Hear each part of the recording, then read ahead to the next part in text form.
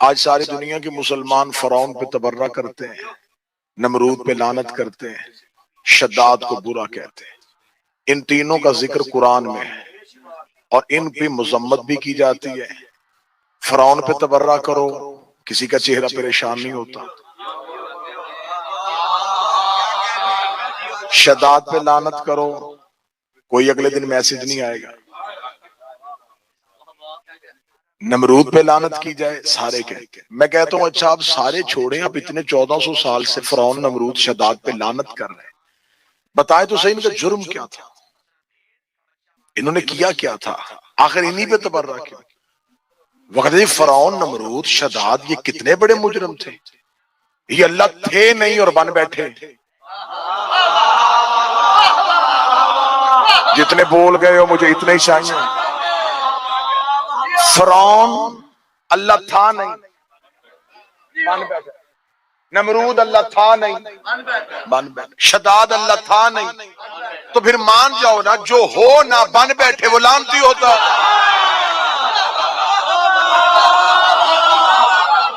اتنا ٹھیک ہے جی، اتنا ٹھیک ہے۔ فرعون اللہ، ناصر بھائی اتنا ٹھیک ہے جی، یہاں تک ٹھیک ہے جی۔ فرعون اللہ تھا نہیں اور بن بیٹھا، نمرود اللہ تھا نہیں بن بیٹھا لعنتی، شداد اللہ تھا نہیں بن بیٹھا لعنتی، مرزا غلام احمد قادیانی نبی تھا نہیں بن بیٹھا لعنتی، تسلیمہ نسرین نبی تھی نہیں بن بیٹھی لعنتی۔ اس کا مطلب ہے سارے مسلمان جانتے ہیں جو ہونا اور بن بیٹھے وہ لعنتی ہوتا ہے۔ اللہ ہونا بن بیٹھے لعنتی ہوتا ہے، نبی ہونا بن بیٹھے لعنتی ہوتا ہے۔ یہاں پہ تمہاری لگ گئی بریک، ہم آگے تھوڑا سا اور آگے، امام ہونا بن بیٹھے لعنتی۔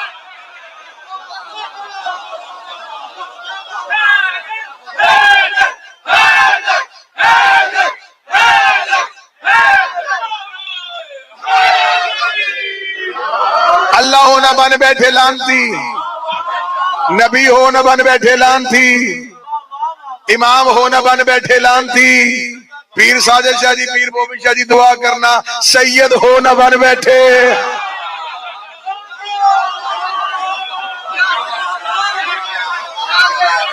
اولاد محمد ہونا اور دعویٰ کر بیٹھے۔ لہذا جسے اللہ نے جو بنایا ہے اسے وہ مانو۔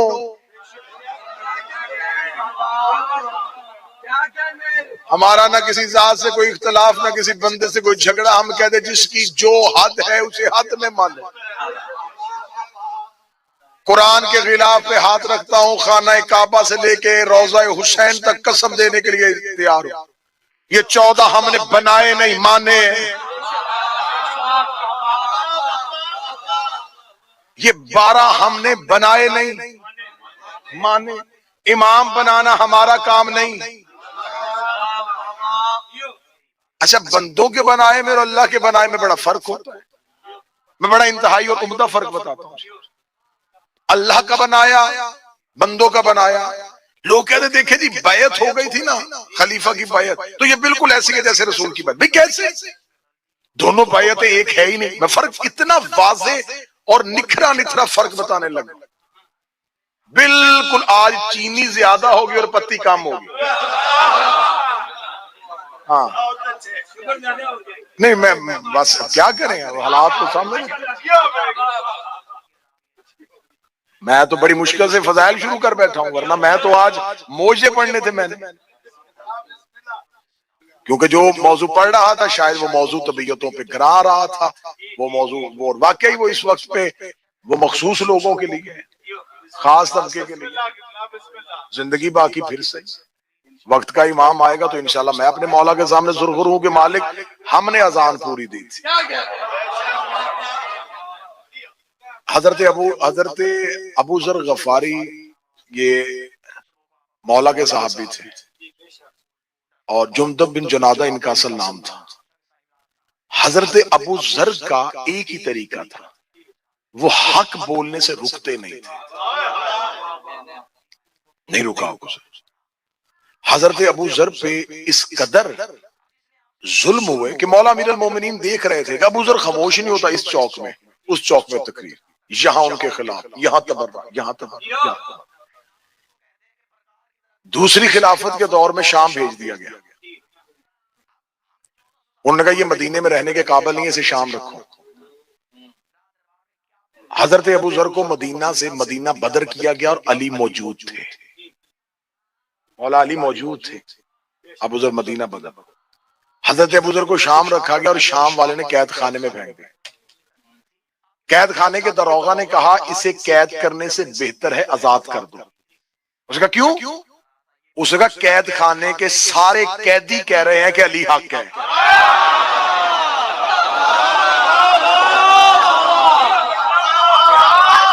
سارے قیدی کہہ علی حق۔ اس کا قید تنہائی دو، علیحدہ قید کرو، لوگوں میں نہ قید کرو۔ تھوڑے دنوں بعد سپاہیوں نے کہا بہتر اسے آزاد کر دو۔ انہوں نے کہا کیا ہوا؟ اب تو وہ لوگوں میں ہے نہیں۔ اس کا وہ لوگوں میں نہیں ہے، لیکن بات اس سے بھی بڑھ گئی ہے۔ پہلے صرف زبانیں کہہ رہی تھی علی حق ہے، جس کوٹری میں بند کیا ہے دیواروں سے آواز آ رہی ہے علی حق۔ جب زندان کی دیواروں سے آواز آتی ہے تو جیل کے اندر بیٹھے ہوئے قیدی دوسرے سے کہتے ہیں اس کوٹری میں ابو ذر بند ہے۔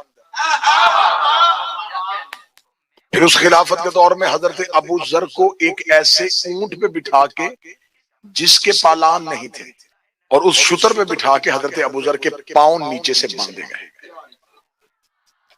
اس حالت میں جب یہ علی کا مبلغ واپس مدینے آیا تو کتابیں کہتی ہیں حضرت ابو ذر کے رانوں سے گوشت ٹپک رہا تھا، رانوں کا گوشت نہیں تھا۔ جب حضرت ابو ذر کو اس حالت میں مدینے والوں نے دیکھا، انہوں نے کہا اللہ اتنی سخت قیدیں کاٹ کے اس حالت میں آیا ہے۔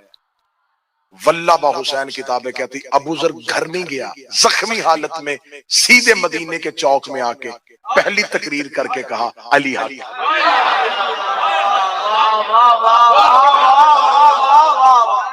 حق کے خلافت علی سے چھینا گیا ہے، غاصبین کے خلاف تقریر کی، ان کی حاکمانہ پالیسیوں کے خلاف تقریر کی، سیدھے دربار میں گئے اور دربار میں جا کے کہنے لگے مجھے پتا چلا ہے کہ تو تخت پہ بیٹھ گیا، تو نے فلاں کو بصرے کا گورنر کیوں بنایا؟ بیت المال میں سے یہ جو خرد برد ہو رہی ہے اس کا ذمہ دار کون ہے؟ اتنی جابرانہ تقریر کی حضرت ابو ذر نے۔ پھر حضرت ابو ذر کے لیے ان کا قید کر کے دیکھ لیا، نہیں منع ہوا، ہاؤس اریسٹ کر کے دیکھ لیا، نہیں منع ہوا، زخمی کر کے دیکھ لیا، نہیں منع ہوا۔ آخر میں تیسرے خلیفہ نے کہا پھر اس کا ایک ہی حل ہے، ابو ذر کو مدینہ سے نکال دیا جائے، مدینہ بدر کر دو اور ربضہ کے صحرا میں بھیج دو۔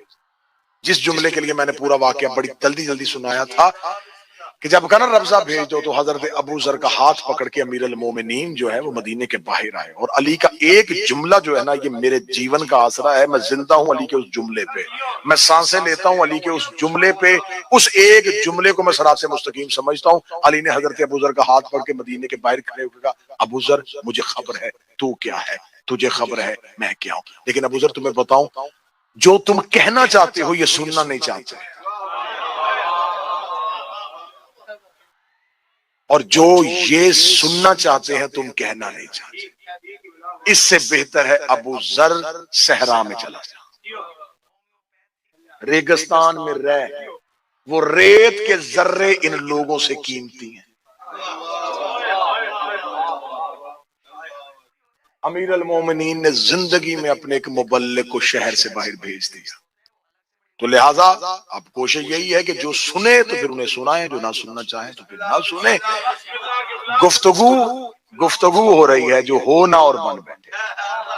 امام کی بیعت اور ہے، نبی کی بیعت، خلیفہ کی بیعت، ان میں فرق ہے۔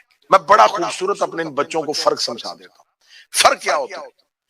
رسول جب گھر سے بیعت کے لیے نکلتا ہے نا، بیعت کروانے کے لیے، تو جب رسول گھر سے نکلے تب بھی رسول ہوتا ہے، ٹھیک ہے؟ آپ سے اب میں نے فیصلہ لینا، جب رسول بازار میں ہو تب بھی رسول ہوتا ہے، ممبر پہ آ کے بیٹھے تب بھی رسول، لیکن جب بیعت کرنے والا گھر سے نکلتا ہے تو وہ کافر ہوتا ہے۔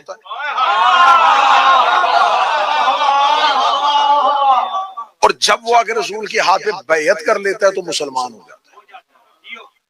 بیعت کروانے والا نہیں بدلتا، جملہ 10 دفعہ رپیٹ کروا لینا، اگر سمجھنا نبی کی بیعت میں کتنا فرق ہے کہ یہاں بیعت کروانے والا نہیں بدلا، اس کا عہدہ وہی تھا، گھر میں بھی نبی تھا، ممبر پہ آیا نبی، 10 لاکھ بندہ ایک وقت میں بھی نبی کی بیعت کرے، اس کے عہدے میں فرق نہیں آتا، ایک بندہ بیعت کرے پھر بھی سید المرسلین، 10 لاکھ بندہ بیعت کرے پھر بھی سید المرسلین، ایک بھی نہ کرے وہ پھر بھی نبی ہے، اس کے عہدے میں فرق نہیں آیا۔ اب یہ ہے حجت کی بیعت، نبی اور امام کی بیعت۔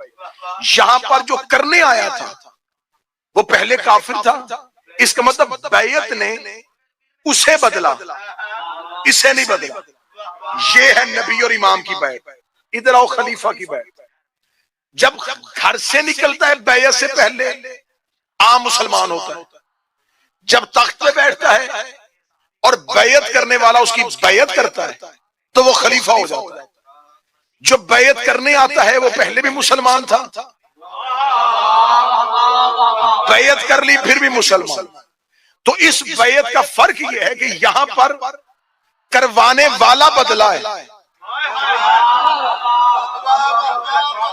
کرنے والا نہیں بدلا۔ جس نے کی وہ کل بھی مسلمان تھا، گھر سے نکلا پھر بھی مسلمان، اس نے بیعت کر کے اس کا سٹیٹس بدلا ہے، اس کا تبدیل نہیں ہوا۔ ان دونوں بیعتوں کو ایک کیسے کر سکتے ہو؟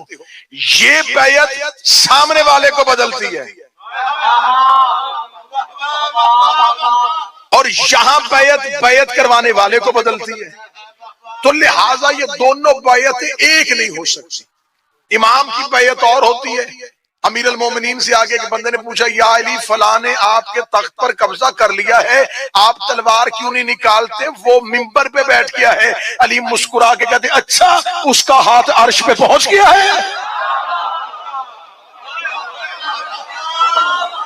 میں جملہ سمجھا نہیں۔ علی نے فرمایا کیا اس کا ہاتھ عرش پہ پہنچ گیا؟ نہیں یا علی۔ فرمایا کیا فرشتے اس کے دروازے پہ آنے لگ پڑے ہیں؟ نہیں یا علی۔ فرمایا کیا جبریل اس کا شاگرد بن گیا ہے؟ فرمایا نہیں یا علی۔ کیا اس کے بیٹے جنت کے سردار بن گئے ہیں؟ فرمایا نہیں یا علی۔ کیا اس کی زوجہ کو خدا نے خواتین جنت کی سردار بنا دیا ہے؟ نہیں یا علی۔ کیا خدا نے عرش پہ اس کی حکمرانی کو قائم کر دیا ہے؟ فرمایا نہیں یا علی۔ کیا یسوع الدین ہو گیا ہے؟ نہیں یا علی۔ کیا قائد المجلین ہو گیا ہے؟ نہیں یا علی۔ کیا فاتح دارین ہو گیا ہے؟ نہیں یا علی۔ کیا بسم اللہ ہو گیا ہے؟ نہیں یا علی۔ کیا انما یرید اللہ اس کے لیے آ گئی ہے؟ نہیں یا علی۔ کیا انما ولیکم اللہ کا مصداق وہ ہو گیا ہے؟ نہیں یا علی۔ کیا علم الکتاب کا وارث وہ ہو گیا ہے؟ کہا نہیں یا علی۔ فرماتا نہیں نہیں نہیں کیا جا رہا ہے، پھر بتا علی کا کیا کیا ہے؟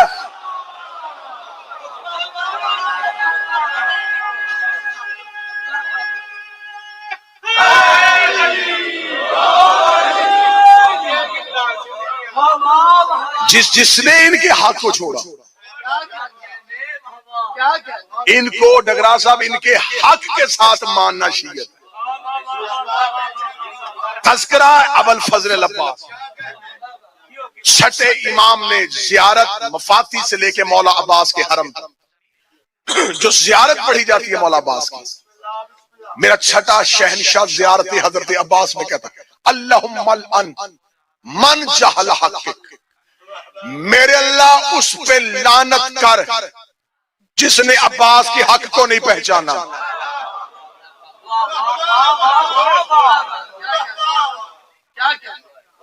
چھٹا شہنشاہ لعنت کر رہا ہے اس پہ جس نے عباس کے حق کو نہ پہچانا۔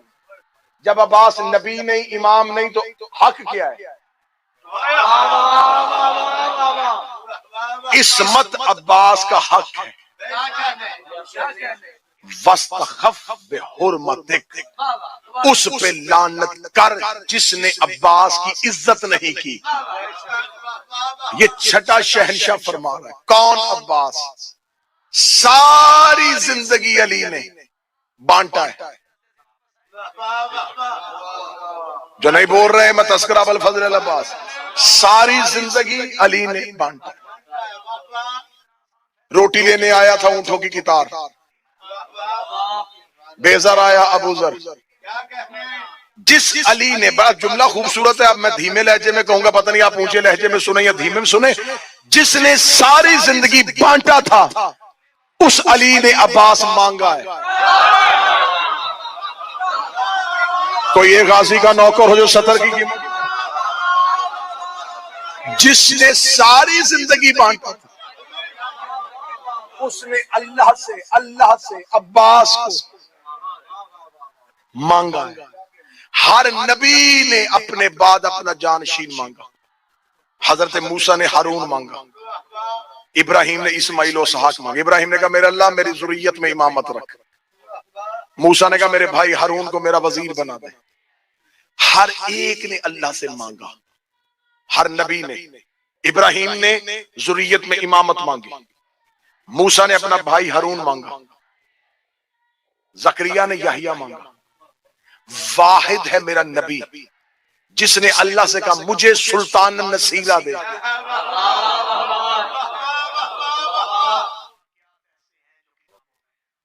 موسیٰ نے ہارون مانگ لیا، ابراہیم نے نسل میں امامت مانگ لی، مصطفیٰ نے مرتضیٰ مانگ لیا۔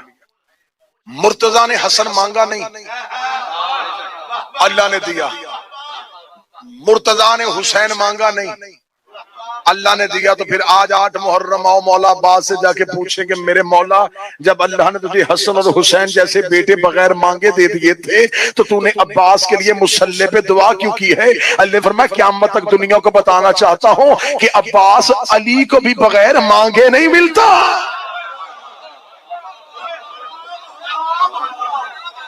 اب عباس بن مانگے نہیں ملے گا۔ کون حضرت عباس؟ ممبر کی تاریخ میں پہلی بار حضرت عباس کے ننہال میں نے پڑھے تھے۔ حضرت عباس کے ننہال کون تھے، عباس کی نانی کون تھی، عباس کا نانا کون تھا؟ اس کے بعد میں نے ممبر پہ دیکھا کہ بہت سے لوگوں نے حضرت عباس کے ننہال پڑھے۔ اب میں پڑھنے لگا ہوں حضرت عباس کے نانا کا نانا، حضرت عباس کے نانا حضرت حزام، حضرت عباس کے نانا ابو البر۔ ابو البر کہتے ہیں نیزوں سے کھیلنے والا۔ جس نے عباس سننا ہے وہ سر نہیں ہلائے گا، جس نے اغازی سننا ہے وہ سر نہیں ہلائے گا۔ حضرت عباس کے نانا ابو البر۔ حضرت ابو البر کے بارے میں مشہور ہے یہ عرب میں اتنے بہادر تھے، یہ ہاتھ سے نیزہ نہیں گھماتے تھے، یہ انگلیوں میں گھماتے تھے۔ انگلیوں میں نیزے گھمانے کی وجہ سے عرب انہیں کہتے تھے ابو البر، نیزوں سے کھیلنے والا۔ عرب کی ایک جنگ میں حضرت عباس کے نانا نے نیزہ زمین پہ گاڑا اور اللہ نے روح قبض کر لی۔ 3 دن تک ہزاروں کا لشکر قریب نہیں آیا کہ شاید زندہ ہو۔ یہ جرت تھی حضرت عباس کے نانا کی۔ حضرت عباس کے نانا نے نیزہ زمین پہ گاڑا تھا، اور کتابیں کہتی ہیں یہ دور حضرت ہاشم والے دور کا تھا، جب لوگوں نے حضرت عباس کے نانا ابو البر کے قریب نہیں کہے کہ کہیں یہ زندہ نہ ہو، کہیں یہ ہمیں کچل نہ دے۔ کیا کہنے عباس تیری شجاعت کے، تو نے شجاعت کہاں سے پائی تھی؟ 7 محرم کو ادھر سے فوج اشیاء سے آواز آئی ہم حسین کے خیمے فرات سے ہٹائیں گے۔ اکیلے عباس کے کان پہ یہ آواز پڑی، حضرت عباس گھوڑے کی زین پہ گئے، زین پہ جا کے یوں 9 لاکھ کے سامنے کھڑے ہو کے عباس نے اپنے گھوڑے سے اپنے نیزے کو اٹھایا، اپنے نیزے کی نوک کے ساتھ کربلا کی زمین پہ خط کھینچا، اور خط کھینچ کے کہا حسین بڑی دور کی بات ہے، جرت ہے اس خط کے باہر آ کے دکھاؤ۔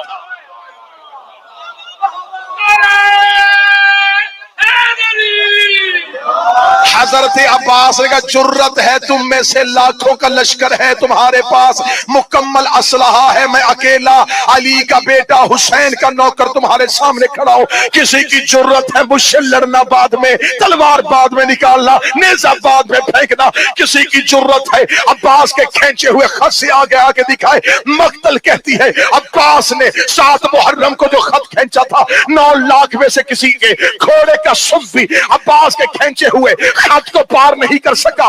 ایک بندے نے معصوم سے پوچھا تھا جو خط عباس نے کھینچا تھا کیا وہ مٹ گیا؟ فرمایا عباس کے خط کبھی نہیں مٹتے، عباس کا خط آج بھی ہے۔ فرمایا کہاں ہے؟ فرمایا جہاں ذکر حسین ہوتا ہے باہر عباس کا کھینچا ہوا خط ہوتا ہے۔ اب لوگوں کی منتیں نہ کیا کرو کہ مجلسوں میں آؤ، جسے عباس روک دے اسے کوئی بلا۔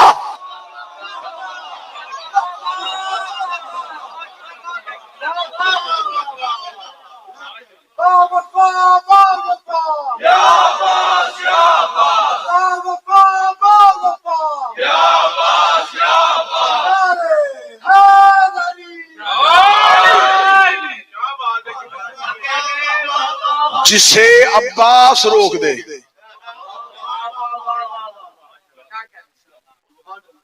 اسے کون بلائے گا؟ باب الحوائج حضرت ابوالفضل العباس نے 10 محرم کو 9 لاکھ کے سامنے جا کے جو خطبہ پڑھا تھا وہ کبھی شب عاشور والا مولا عباس کا خطبہ، 4 خطبے ہیں حضرت عباس کے مقتل کی کتابوں میں لکھے ہوئے۔ پہلا دیا تھا 2 محرم ورود کربلا، دوسرا خطبہ دیا تھا 7 محرم جب خیمے ہٹے تھے، تیسرا خطبہ دیا تھا حضرت عباس نے شب عاشور، چوتھا اور آخری خطبہ دیا تھا حضرت عباس نے 10 محرم کو جنگ سے پہلے۔ 4 خطبے ہیں عباس کے کربلا میں۔ اس سے پیچھے والا خطبہ ہے عباس کا کعبے کی چھت پہ۔ حضرت عباس کا شب عاشور والے خطبے کی 2 سطریں، طبیعتیں بنی تو پھر آگے، ورنہ یہیں پہ رکوں گا۔ حضرت عباس نے شب عاشور حسین سے اجازت لی، مولا حسین نے کہا کہ عباس وہ چاہتے ہیں کہ کل مقتل سجنے سے پہلے، لڑنے سے پہلے کچھ تحریر یا کچھ شرطیں یا کچھ معاہدہ کرنا چاہتے ہیں۔ اکیلے عباس کو حسین نے سفیر بنا کے بھیجا۔ 9 لاکھ کی طرف اکیلے حضرت عباس گئے۔ جب 9 لاکھ کی طرف گئے، ادھر سے ایک پورا وفد آیا ہوا تھا، ادھر سے پورا وفد عمر ابن سعد کی قیادت میں آیا ہوا تھا۔ انہوں نے کہا ہم نے چاہا تھا کہ حسین خود آئے، تو حسین خود کیوں نہیں آئے؟ حضرت عباس کے جملے سننا۔ حضرت عباس دیکھ کے کہتے ہیں مجھ سے معاہدہ کرو، میں حسین کی آنکھ ہوں۔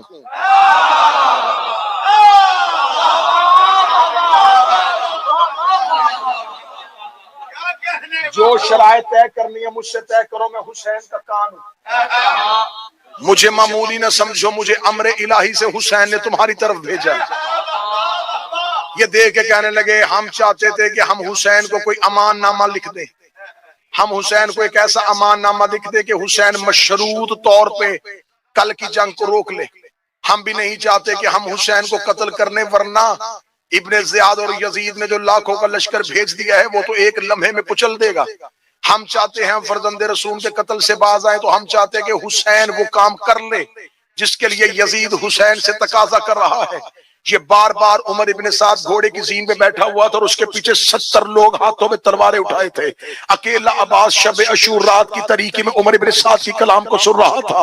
کلام کو سننے کے بعد عمر ابن سعد نے کہا کہ میں نے اتنا گرجدار خطبہ دیا ہے، اب عباس جا کے کہے گا کہ میں حسین سے پوچھتا ہوں، عباس کہے گا میں حسین سے مشورہ کرتا ہوں، عباس کہے گا کہ میں حسین کو جا کے کہتا ہوں۔ حضرت عباس نے اس کی طرف دیکھا، جو پہلا جملہ کا مجھے نہیں پتا میں امام بارگاہ دعائے زہرا نارتھ ہیمپٹن میں بیٹھا ہوں یا نہیں بیٹھا، مجھے نہیں پتا کون بندہ جو عرش پہ میرے ساتھ جائے گا، مجھے نہیں پتا کون بندہ جو علم عباس پہ سر جھکاتا ہے۔ حضرت عباس نے اتنا گرجدار خطبہ سننے کے بعد لا اذن الامام لا اذن الامام لاجل السیف اصحابها والسماء ترسها، اوے چلتی پھرتی لاشوں،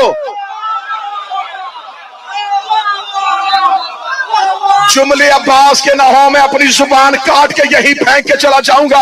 حضرت عباس نے یہ نہیں کہا اے سپاہیوں، حضرت عباس نے نہیں کہا اے مسلمانوں، عباس نے نہیں کہا اے انسانوں، عباس نے کہا اے چلتی پھرتی لاشوں، لولا اذن الامام، اگر میرے امام کا حکم ہوتا ہے، اگر میرے امام کا حکم نہ ہوتا میں اپنی انگلیوں کو تلوار بنا لیتا۔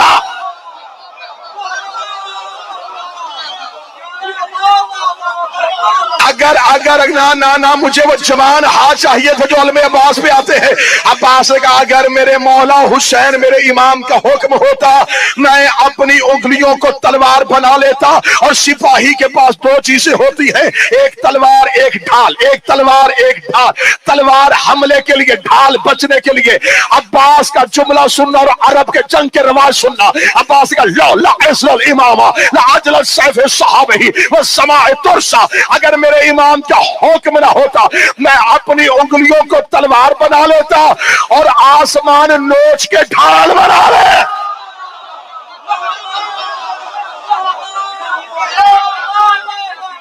آسمان نوچ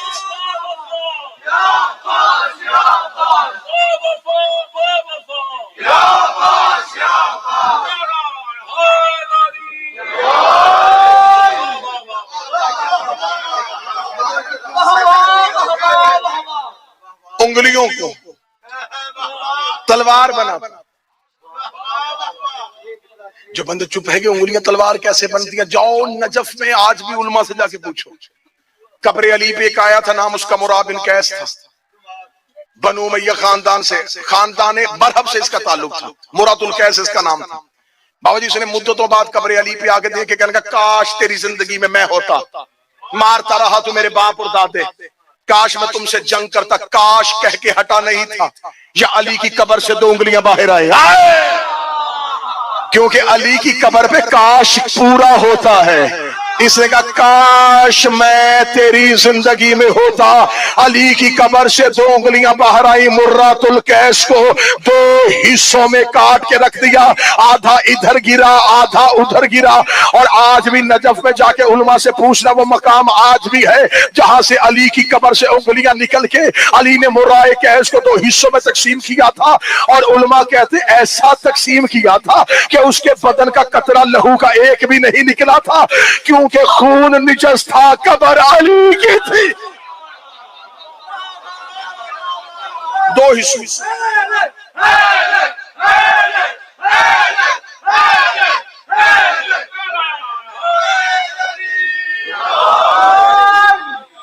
حضرت عباس نے کہا میرے مولا کا حکم ہوتا، میرے مولا کا امر، میں اپنی انگلیوں تلوار بنا دیتا، میں آسمان نوچ کے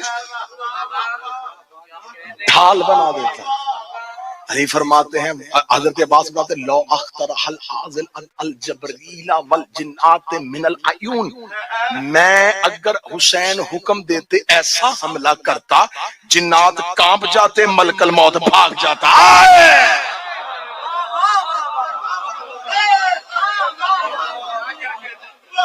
جنات کانپ جاتے، ملک الموت. جاؤ مولا کے جتنے القابات ہیں نا تمہیں، ابو الفضل العباس، قمر بنی ہاشم، یہ ہے عام مشہور شہرا افاق القاب. 3000 سے زیادہ القابات کے ساتھ معصومین نے حضرت عباس کو یاد کیا. 3 خصائص العباسیہ اٹھا کے دیکھو، حضرت عباس میں لکھی کتابیں اٹھا کے دیکھو، 3000 سے زیادہ نام ہے جو معصومین نے عباس کے بتائے. ان میں ایک نام ہے السائی. سائی کہتے ہیں صحیح کرنے والا. کربلا ہتیلی جیسے چٹگل صحرا کا نام نہیں تھا، ریت کے ٹیلے تھے. صحیح کرنا، صحیح کہاں ہوتی ہے؟ حج پہ 2 پہاڑیوں کے درمیان. حضرت عباس 10 محرم کو ٹیلے سے اترتے، یوں نیچے آتے، لاکھوں بھاگ کے فرات پہ، عباس پھر ٹیلے پہ، عباس پھر نیچے آتے، لاکھوں پھر بھاگ جاتے، پھر آتے. 7 مرتبہ عباس کا گھوڑا ٹیلے سے نیچے آیا. حسین نے فرمایا یا صاحب السائی، آئے اے میرا صحیح کرنے والا. حضرت عباس کا گھوڑا یوں ٹیلے پہ ہوتا تھا. 9 لاکھ کو ڈر حضرت عباس. حضرت عباس نے 10 محرم سے 1 رات قبل جب بار بار آتے تھے نا، اور یہ میں بات تاریخ سے لکھ رہا ہوں اور تاریخ سے لکھی ہوئی بات بتا رہا ہوں، 6 محرم کو ابن زیاد عمر ابن سعد کو خط لکھا اور اس نے کہا تھا مجھے بتا حسین کے خیموں کی تعداد کتنی ہے. اس نے واپسی پہ خط لکھا کہ ہمارا لشکر آمادہ ہے اور ہم حسین پر فتح پا لیں گے. اس نے پھر اگلے دن خط لکھا میں پوچھ رہا ہوں حسین کے خیموں کی تعداد کتنی ہے. عمر ابن سعد نے آگے سے پھر خط کا جواب لکھا. اس نے کہا کہ ہمارے پاس گھوڑے اور لشکر پہنچ چکے ہیں، ہم حسین کے لشکر پہ فتح پا لیں گے. اس نے پھر خط لکھا میں تم سے پوچھ رہا ہوں حسین کے خیموں کی تعداد کتنی ہے.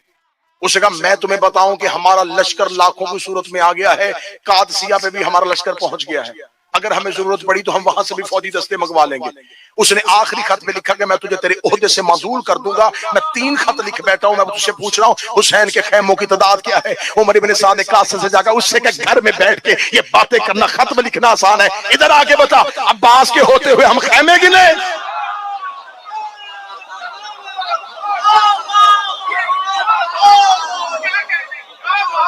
عباس ہے